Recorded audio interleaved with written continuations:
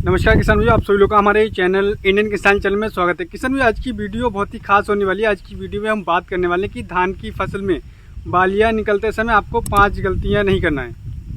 यानी कि जब बालियां निकलनी तो आपको ऐसी कौन सी 5 गलतियां जो नहीं करना है। तो इसके लिए आप इस वीडियो को पूरा अंत तक देखते रहिएगा। बहुत से हमारे जो किसान भाई हैं, धान की फसल की जो बालियाँ निकल रही थी उस समय पर 5 गलतियाँ ऐसी करते हैं जिस वजह से उनकी जो पैदावार होती है वो कहीं ना कहीं कम निकल करके आती है। और उसके बाद हमारे काफ़ी किसान भाई बोलते हैं कि हमारी पैदावार कम निकल करके आई। तो इसके लिए किसान भाई आप इस वीडियो को पूरा अंत तक देखते रहिएगा। इसमें आपको संपूर्ण जानकारी मिलने वाली जो मैं आपको बताने वाला हूँ, जो 5 कार्य आपको जो नहीं करना है और जो 5 कार्य जो आपको करना है। तो आपको इस वीडियो को पूरा अंत तक देखेंगे, आपको बहुत ही सटीक जानकारी मिलने वाली है। अगर इन कार्य को करते हो तो अपनी धान की फसल से बेहद अच्छा रिकातोड़ पैदावार ले सकते हो।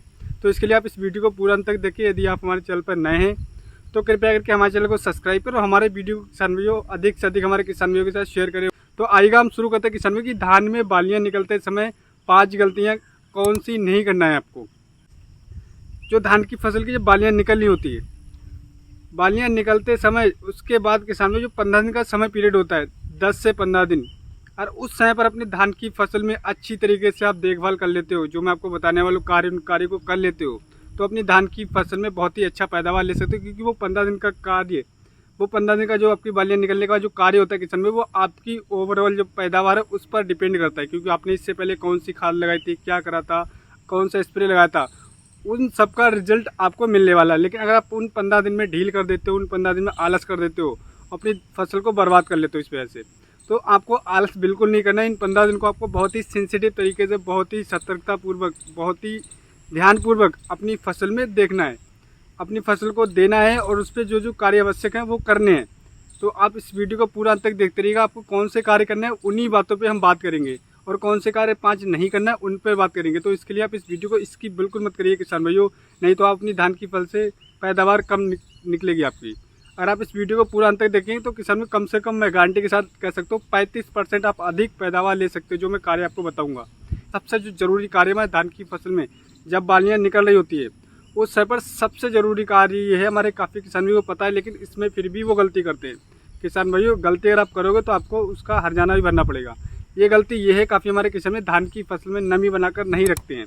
नमी बनाने का मतलब ये होता है किसान भाइयों की आपकी जो ज़मीन है, काफ़ी हमारे किसान भाइयों की ज़मीन मैंने खुद देखी कि उनकी ज़मीन में बालियाँ तो निकल रही हैं, उसके बाद में दरारें पड़ गए, ज़मीन सख्त हो गई।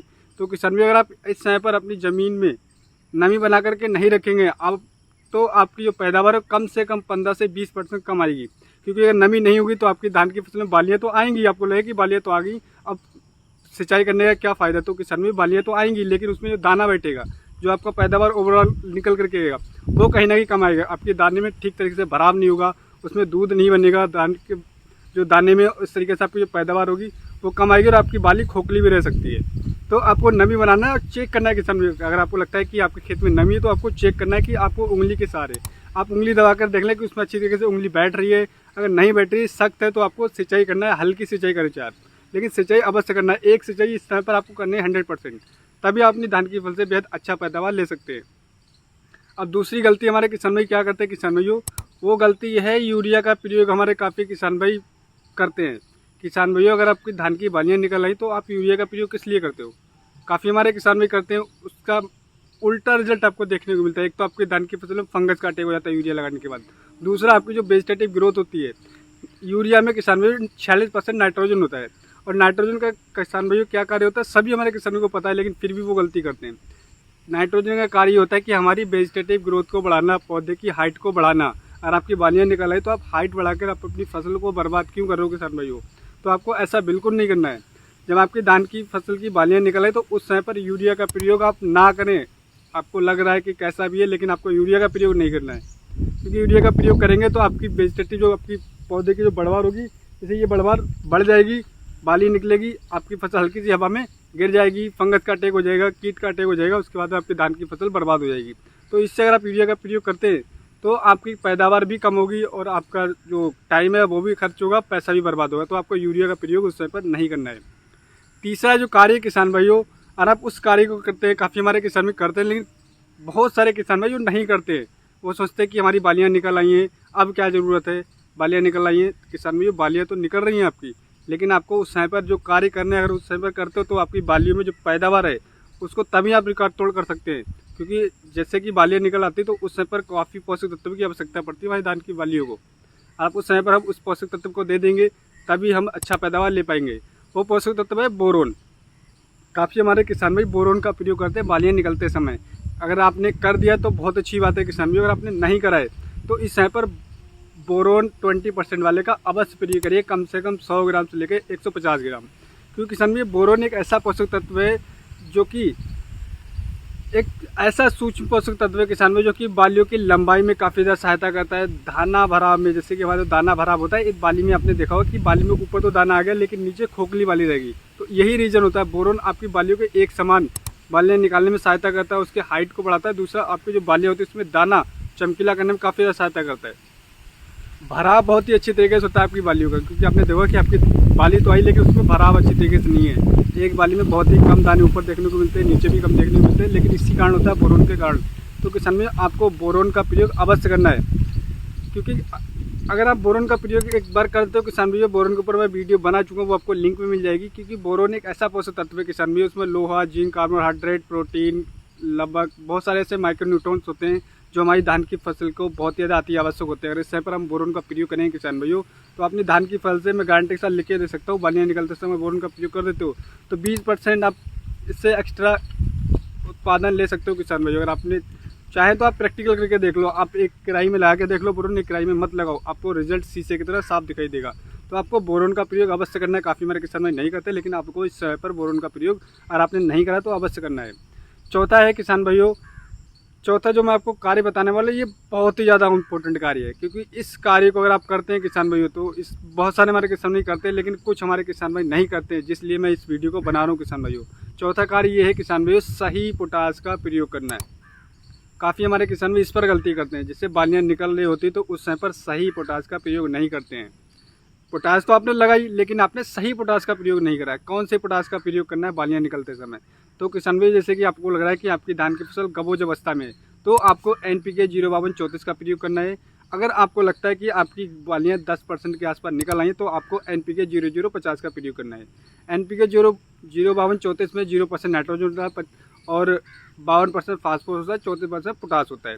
तो आपको NPK 05234 या फिर NPK 0050, अब 0050 की बात करें किसान में, तो 0050 में 50% पोटास होता है। जो पोटास हमारी जो बालियाँ होती है उसके लिए बहुत ही ज़बरदस्त पोषक तत्व है, क्योंकि पोटास हमारे दाने को चमकीला, वजनदार, मोटा करने में काफ़ी ज़्यादा सहायता करता है। अगर हमारा दाना चमकीला होगा, देखने में वजनदार होगा तो आपकी ऑटोमेटिकली आपकी जो उत्पादन है वो कहीं ना कहीं अधिक निकल करके आएगा। और अगर आपका दाना चमकीला होगा तो आपको मार्केट में प्राइस भी आप अच्छा ले सकते हो, क्योंकि अगर अच्छा दाना आपका देखने में होता है तो मार्केट में बिकता भी उसी तरीके से, उसी हिसाब से। तो आपका अगर दाना अच्छा चमकीला दिखे तो आप प्राइस भी अच्छा ले सकते हैं। तो आपको पोटास का प्रयोग अवश्य करना है किसान भाई, क्योंकि पोटास का प्रयोग हमारे काफ़ी किसान भाई करते हैं, लेकिन बालियाँ निकलते समय हमारे काफ़ी किसान भाई आलस के चक्कर में पोटास का प्रयोग नहीं करते, जिस वजह से उनकी पैदावार कम से कम 25 से 30% घट जाती है। ठीक तरह से बालियाँ भराव नहीं होता, उनकी बालियाँ कुछ आधी सफ़ेद रह जाती है। तो यही रीज़न होता है कि पोटास की कमी से बहुत ही ज़्यादा खतरनाक रिजल्ट देखने को मिलता है, क्योंकि पोटास की कमी से बहुत ही ज़्यादा खतरनाक किसान भाइयों को रिजल्ट देखने को मिलते हैं, क्योंकि उल्टा रिजल्ट भी देखने को मिलता है पोटास की कमी से, तो पैदावार ऑटोमेटिकली घट जाती है। तो आपको इस समय पर पोटास का कार्य आपको अवश्य करना है। पोटास आप ज़्यादा नहीं, 1 किलोग्राम आप ले लीजिएगा, 150 से 200 लीटर पानी में घोल तैयार करिएगा, आप स्प्रे कर दीजिएगा। आपको लगता है कि NPK 034 की आवश्यकता है गबोज अवस्था में, तो आप उस समय पे दे दीजिएगा, नहीं तो आप NPK 0050 का स्प्रे कर दीजिएगा किसान भाई। स्प्रे करने में ज़्यादा टाइम नहीं लगेगा, 2-3 घंटे में आप स्प्रे करेंगे। उसके बाद में आपका जो रिजल्ट आएगा, जो धान आएगा, जब आपका कल्टीवेशन हो तो आपका दिल खुश हो जाएगा। अब उसके बाद में किसान में जो 5वां कार्य बता रहा हूँ, इस कार्य को अगर आप कर लेते हो, उस कार्य की पहचान कर लेते हो, तो आपकी पैदावार कोई भी रोक नहीं सकता है किसान भाइयों। जो आखिरी जो 5वां कार्य बता रहा हूँ किसान भाइयों, काफ़ी हमारे किसान भाई करते हैं इस कार्य को, लेकिन कुछ हमारे किसान भाई आलस कर जाते हैं, जिस वजह से उनकी पैदावार कहीं ना कहीं घट जाती है। वो 5वां कार्य किसान भाई कीटनाशक का प्रयोग और फंगिसाइड का प्रयोग। क्योंकि हमारी बालियाँ निकल रही होती है, गबोज अवस्था से बालियाँ आ रही होती हैं, तो उसमें कीटों का प्रकोप और फंगस का प्रकोप काफ़ी ज़्यादा देखने को मिलता है। रेड ब्लास्ट देखने को मिलता है और काफ़ी सारा मतलब कीटों का अटैक, फंगस का अटैक देखने को मिलता है, जिस वजह से हमारी पैदावार, आपने बहुत सारे खादों का प्रयोग कर लिया, सब कुछ प्रयोग कर लिया, लेकिन एंड समय पे आपने गलती कर दी। वही गलती आपकी पैदावार पे किसान भाइयों इफेक्ट करती है, वही गलती आपकी पैदावार पे अंकुश लगाती है, जिस वजह से आपकी जो पैदावार है वो घट जाती है। तो आपको ध्यान रखना, आपको धान की फसल जब बालियाँ आती हैं तो 15 दिन में आपको खेत में हर 1 से 2 बार अपनी खेत में घुस कर के चेक करना है अच्छी तरीके से कि कहीं फंगस का अटैक तो नहीं है, कहीं कीट का अटैक तो नहीं है। अगर कीट का आपको अटैक हल्का सा भी दिखाई दे तो आप किसान भी कीटनाशक का प्रयोग अवश्य करें। अगर आपको फंगस का अटैक लग रहा है कि आपके धान में फंगस है तो आपको फंगस का प्रयोग अवश्य करना है, क्योंकि इन 15 दिन में अगर आप अच्छी तरीके से देखभाल कर लेते हो और किसान भाइयों आप सही तरीके से कीटनाशक फंगस का खात्मा कर देते हो तो आपकी जो पैदावार मैंने आपको बताई थी किसान भाइयों की, इन 5 कार्य जो मैंने आपको 5 कार्य बताए हैं, तो किसान भाई अगर आपकी फंगस कीट का अटैक मुक्त होगा किसान भाई आपकी फसल, तो आपकी ऑटोमेटिकली पैदावार वो कहीं ना कहीं अच्छी निकल करके आने वाली है। किसान भाई इन जो 5 कार्य मैंने आपको बताए हैं, अगर आप इन 5 कार्य को, ये जो बेसिक से कार्य है किसान भाई, ज़्यादा बड़े कार्य नहीं, बेसिक से कार्य, अगर आप इन कार्यों को 15 दिन कर लेते हो बालियाँ निकलने तक, जैसे जब आपकी बालियाँ निकलनी तो बस 15 दिन होते हैं, बालियाँ निकलने के बाद में फिर 15 दिन के बाद हमारी धान फसल पक जाती है।